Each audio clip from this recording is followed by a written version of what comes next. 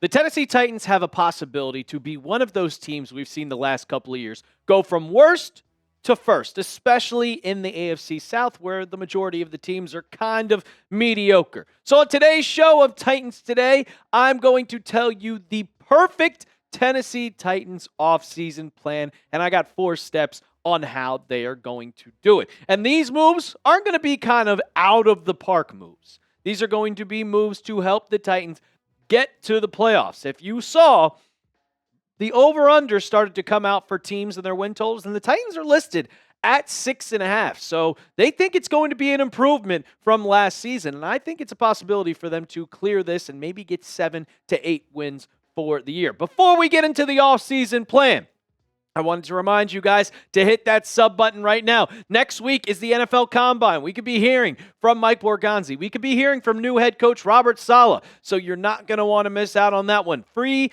daily videos all off season long. You know, the draft is coming up. Free agency is less than a month away. And you got OTAs, mini camp, training camp, and of course, then the NFL season. And we want to hear from you, ladies and gentlemen. We love to get the audience involved. So go ahead, hit that sub button right now to stay up to date with all your Titans news and rumors. Let's get into step 1 of this perfect plan.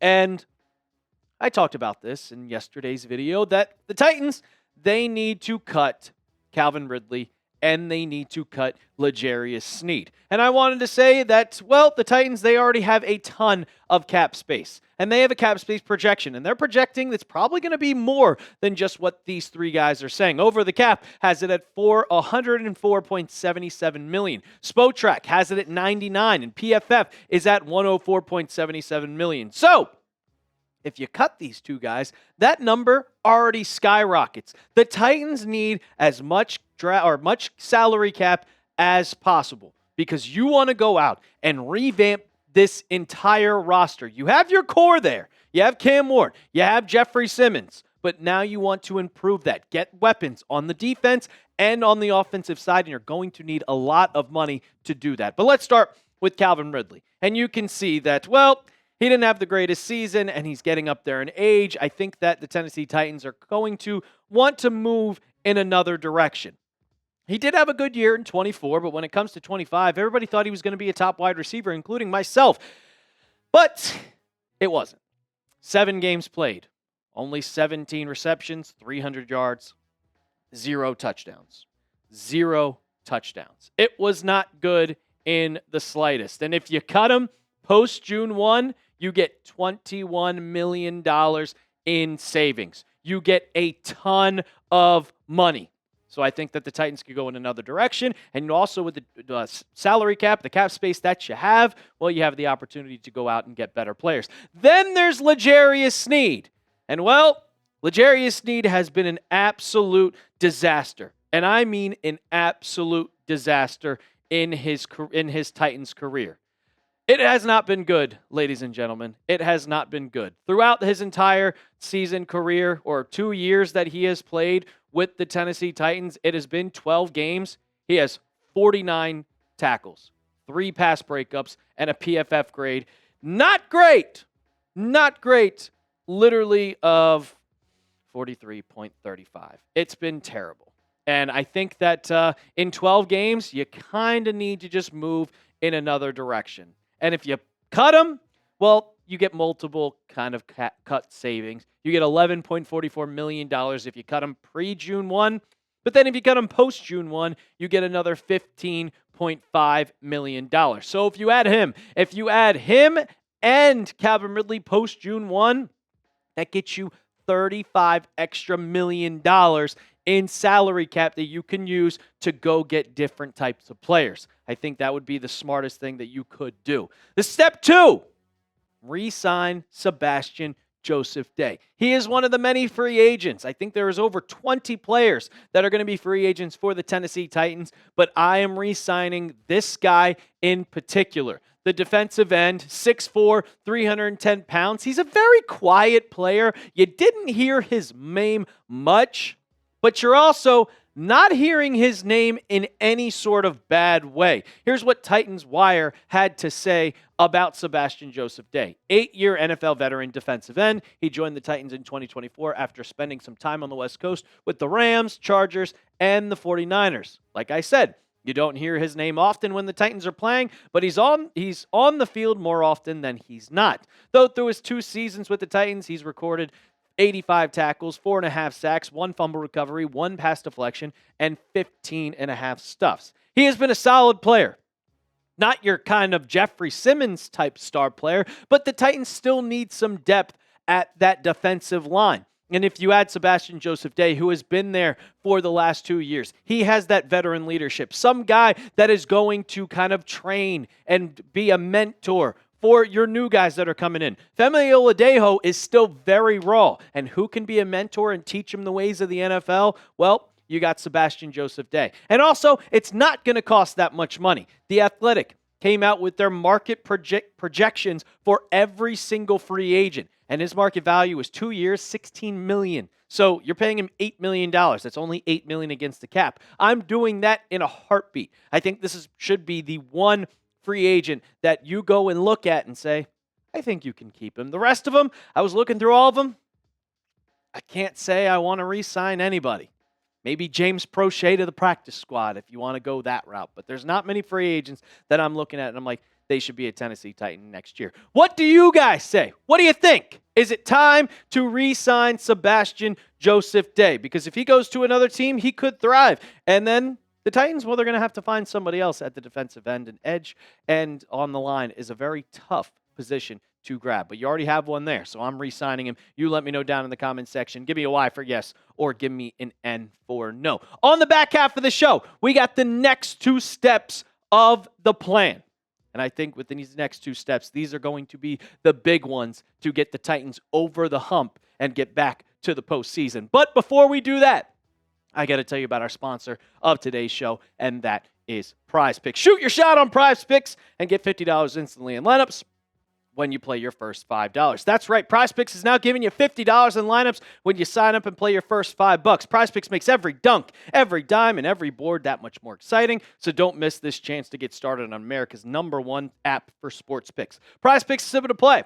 Just pick more or less on 2 to 6 player stat projections. And if your picks are right, you can cash in. They also have early payouts. So if your player gets out to a hot start, you have the option to cash out those winnings before the game even finishes. Look, football season is over. But basketball season is just getting started. We got hockey going on right now.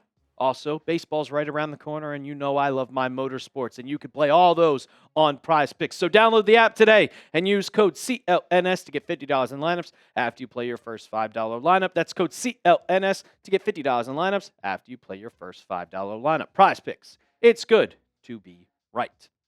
Step 3. You got to get some weapons for Cam Ward. You have to. You either have to sign or you have to draft a wide receiver. And when you look at the Titans wide receiver depth chart, and Calvin Ridley you see there is on the IR because he was injured, but he's most likely going to get cut. Van Jefferson is a free agent. So now you're left with Alec Pierce, Chimere DK, Bryce Oliver, and Mason Kinsey. That is bad. That's really bad. I like Alec Manor and I like Chimere DK, but they are not the likes of top wide receivers such as the free agents that I'm going to list. Who would you rather have? Would you rather have Alec Manor or Alec Pierce? Would you rather have Chimere DK or bring in George Pickens? You also have Wan'Dale Robinson. Jauan Jennings is a free agent. Mike Evans, he's getting up there in age and he will be 33 years old, but he's still an upgrade to your wide receiver. And you have enough money where you can sign any one of those 5 players. And I think Wan'Dale Robinson would be a guy that you focus in on because, well, his ties to Brian Daboll with the coaching back in New York with the Giants. But if you're looking at the draft, I don't think you're taking a wide receiver at pick number 4. I saw some articles saying, hey, they could do it, but no, you need to go out and get an edge rusher, that's a little foreshadowing to the last step of the show. But I think Malachi Fields from Notre Dame would be that guy. You see the tangible, 6'4", 223 pounds. And he is just that perfect guy that is going to be your deep threat target for Cam Ward. If you look at some of the pros that he has, like blend of size, strength, high point talent, if you throw that ball up there, he is going to catch it at his highest point. The contested catch rate is mostly positive for him in college football. And when you're playing with Notre Dame, I know they had an easy schedule, but you still saw the talent, especially with CJ Carr at quarterback. The only problem with him, well, he kind of lacks at getting the yak yards. But if you have Jameer DK and Alec Pierce over the middle of the field, those will be your yak guys. Malachi Fields is going to be the guy that is going to be, hey, we're going to throw it up to you, and you're going to catch it. What Calvin Ridley was supposed to be in 2025. And when you look at his stats, solid numbers. I mean, not your number one guy, but this is a second-round pick option. This isn't Malachi Lemon, who's going to go probably top 15 in the first round, but we're not going with a wide receiver at pick 4. 5 touchdowns, 630 yards, and a 17.5 yards per catch. That's what you want out of kind of a star wide receiver, your second-round type of dude. And if he can be that deep threat for Cam Ward, that gives you stuff over the middle of the field underneath, and I think Gunnar Helm is going to evolve into a top tight end in this league. But if you have some guy on the outside you have to focus on, that leaves nobody focused in on Helm, and he thrives. So you got to go out and get a wide receiver, whether that be in the draft or in free agency. And the last one, I kind of hinted it, draft Rueben Bain. And people are calling him the Will Campbell of edge rushers because there's rumors that his arms are extremely small. But I don't care.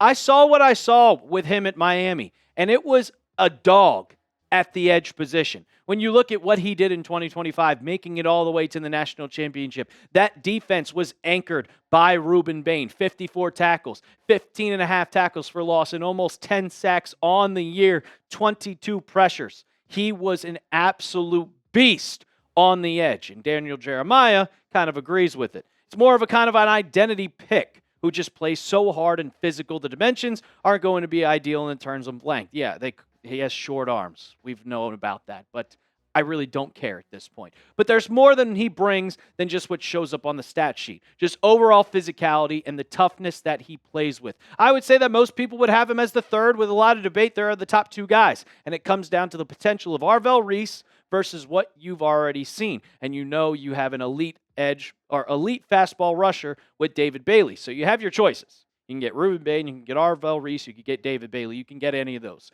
My main point, draft an edge rusher because Arden Key is a free agent. Jihad Ward, I think, is staying here. He's a solid player. You have Femi Oladejo that is going to develop into a solid player, and Sebastian Joseph-Day is also a free agent. You need to get an edge rusher, and I think that you go with Rueben Bain because you make your quarterback happy.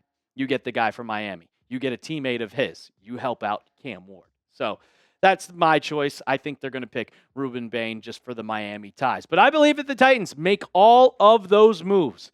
If they cut Ridley and Sneed, if they re-sign Sebastian Joseph-Day, if they get a wide receiver and get an edge rusher, it has the moves to be that worst to first. You also have to improve the offensive line. There are going to be questions about J.C. Latham. Dan Moore Jr. is on that contract. You can't move off of it. Peter Skronsky is a great left guard. Is Cushenberry going to be the center? You got to replace Kevin Zeitler on the right side. So there are multiple questions on what the offensive line is going to do. But if you make all those moves, I think the Titans have a possibility to be one of those most improved teams in 2026. You let me know how I did. Grade my offseason plan. A, B, C, D, or F. I give it a B+. I'm not going to give myself an A. I like to critique it a little bit, but you let me know down in the comments section. Grade my off-season plan. And while you're down there, go ahead and hit that sub button for me because we got videos coming at you every single week. Next week is the Combine, so we got even more content. You're not going to want to miss out. Hit that sub button, and as always, tighten up.